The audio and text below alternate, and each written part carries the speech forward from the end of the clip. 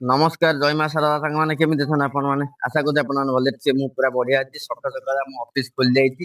ଦେଖୁଥିବେ ଗାଡିର ସଂଖ୍ୟା ବହୁତ ବଢି ଯାଇଛି। ପାଖାପାଖି ଏବେ 35ଟା ପିଲା ଭଳିଆ ଡେଲିଭରି କୋରିଅର ଅଫିସରେ ଆମର କାମ କରୁଛନ୍ତି।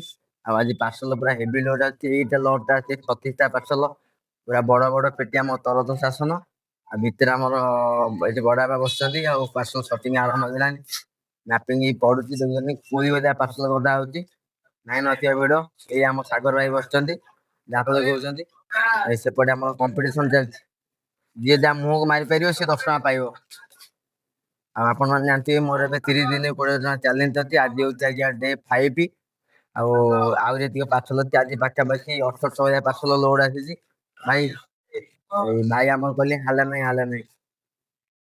ଆମର ମହମ୍ମଦପୁର ବ୍ରିଜ ପାଖରୁ ମଣିଜଙ୍ଗ ଯିବା ରାସ୍ତାରେ ନନ୍ଦିସେଇ ଛକରେ ମୁଁ ଟିକେ ଅଟକି ଯାଇ ଆଉ ଭାଇଙ୍କ ପାଖରେ ଟିକେ ଦହିବରାଟେ ଖାଇଦେଇଯାଏ। କାହିଁକିନା ମୋର ଆଜ୍ଞା ଦହିବରାଟା ଭାରି ଫେଭରାଇଟ୍। ଆଉ ଭାଇ ମଧ୍ୟ ବହୁତ ଭଲ ଭାବରେ ଦିଅନ୍ତି। ଆଜ୍ଞା ଡେ 5 ଆଉ ଡେ 5ରେ ଅଛି ଏଇଟା ହେଉଛି ଆମାଜନ ପାର୍ସଲ।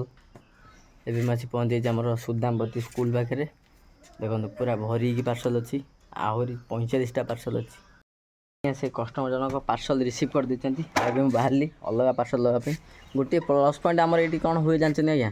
ଆମେ ଯେତେବେଳେ ଗୋଟେ ରୁଟ୍ରେ ପ୍ରାୟ କଷ୍ଟମର ଚିହ୍ନା କଷ୍ଟମର ଡେଲି ପାର୍ସଲ ଦେଇଥାଉ, ସେଠି ଆମ ଟାଇମ୍ଟା କେମିତି ମ୍ୟାନେଜ୍ ହୁଏ ନା ଆମେ ଯେଉଁ ପାର୍ସଲଟା ଦେଉ ଆଗରୁ ଦେଇଥିବୁ ସେ କଷ୍ଟମରକୁ ଆମେ ଜାଣିଥିବୁ।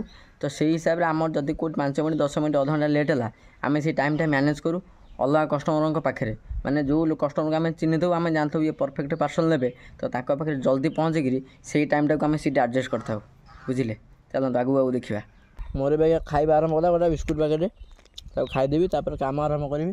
ଆଉ ଏଇ କଥାଟା ଆଜ୍ଞା ସମସ୍ତଙ୍କୁ ମୁଁ କହିବି, ଗୋଟେ ଛୋଟ ଭାଇଟେ ଭାବିକିରି ସମସ୍ତଙ୍କୁ ଆଜ୍ଞା ଶୁଣିବେ କି ଆପଣ ଯେଉଁ ଲୋକେସନରେ ଯେଉଁଠି ବି କାମ କରନ୍ତୁ ଯାହା କରନ୍ତୁ ସବୁବେଳେ ପାଇଁ ଆଜ୍ଞା ପାଣି 2 ବୋତଲ ପାଖରେ ରଖିଥିବେ। ଆଉ ଖାଇବାଟା କାହିଁକିନା ଖାଇବାଟା ସବୁ ଲୋକେସନରେ ମିଳିବ ବୋଲି କିଛି ଆଭେଲେବୁଲ୍ ନଥାଏ। ସାଙ୍ଗେ ନେଇଯାଇଥିବେ ଯାହା ବିସ୍କୁଟ୍ ହେଉ ଯାହା ହେଉ ଆଗତୁରା ଖାଇଦେବେ। ତେଣୁ 2 ଘଣ୍ଟା ପରେ ଯାଇ ଘରେ ଖାଆନ୍ତୁ କି ହୋଟେଲରେ ଖାଆନ୍ତୁ କିଛି ଆଜ୍ଞା ଅସୁବିଧା ନାହିଁ। କିନ୍ତୁ ଆଗ ଆଜ୍ଞା ଟିକେ ଖାଇଦେବେ। ଖାଇଦେଲେ ଟିକେ ବଡ଼ିକି ଟିକେ ରିଲାକ୍ସ ଲାଗିବ। ଭୋକ ହେଉଥିବ ଖାଲି ପେଟରେ କାମ କରିହେବନି ଏମିତି। ଖାଇଦେବେ ତାପରେ କାମ କରନ୍ତୁ ଦିନ ସାରା କ'ଣ ଅସୁବିଧା ଅଛି।